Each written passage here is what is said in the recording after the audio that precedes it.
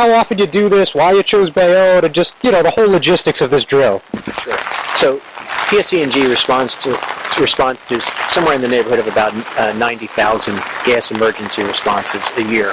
And we don't know what they're going to be when we go out there. So what we end up doing is try to do drills of different scenarios. In today's scenario, we are simulating a contractor who was doing work out here that damaged one of our gas facilities.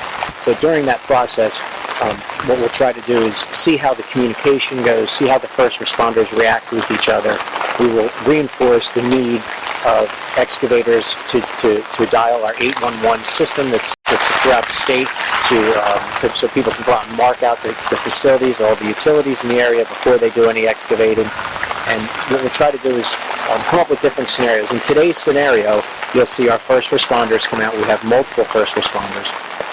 And then what ends up happening is those first responders will meet up with the township officials, the police, the fire, and we'll watch that whole communication. And as that's going on, we'll see how they react to the different scenarios. Today we have a tank farm behind us that we're looking for.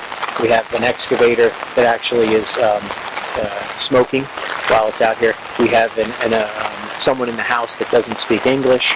So we are trying to do a bunch of different scenarios to try and simulate what could really happen in the real world and see how the people react.